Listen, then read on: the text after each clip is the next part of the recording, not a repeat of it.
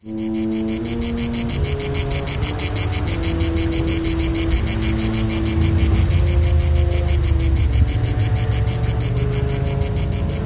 s'est-il passé? Comment a-t-il été possible de devenir complice de la Shoah? Que faut-il comprendre pour empêcher de tels crimes de se produire de nouveau?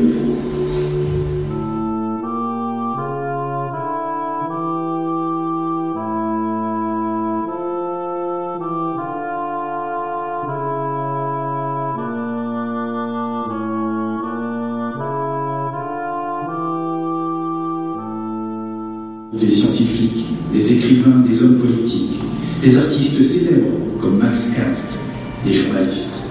Ils ont su résister à leur manière et conserver leur dignité par la création de centaines d'œuvres d'art. Leur seul moyen de survivre, c'était de dessiner et c'était de s'exprimer. Il y a également des dessins, on l'a vu, avec des fleurs, etc.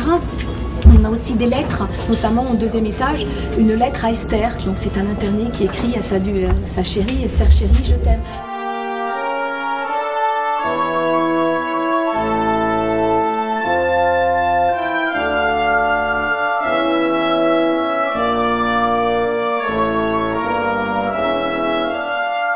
On sait que les fours étaient décorés, étaient peints, et comme l'activité industrielle a repris, les fours, c'était avec la chaleur, des traces ont évidemment disparu.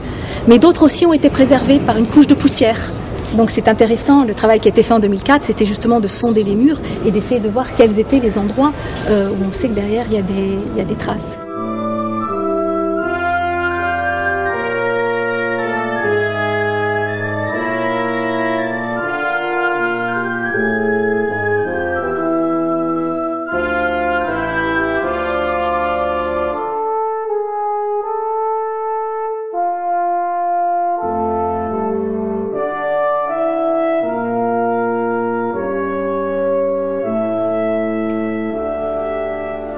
En 5 semaines, 5 convois vont être formés. Le dernier est le 10 septembre, ce qui explique aussi le choix de notre date pour l'inauguration.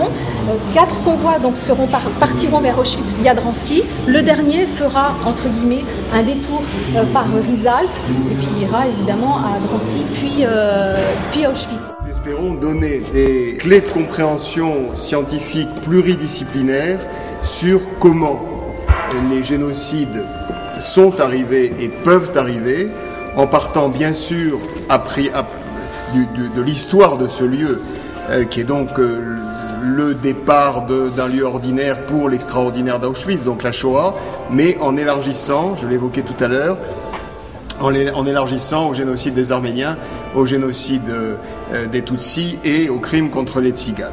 Bon.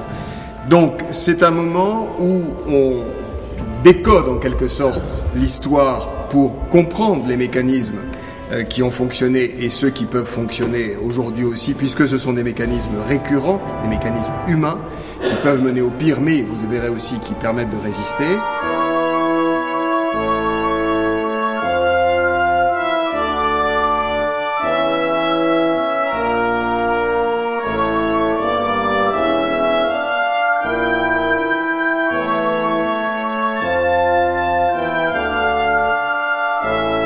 Chaque étape, qu'à chaque moment, et surtout au début de ces engrenages, il y a la possibilité de dire non et d'interrompre ces processus qui peuvent mener au pire.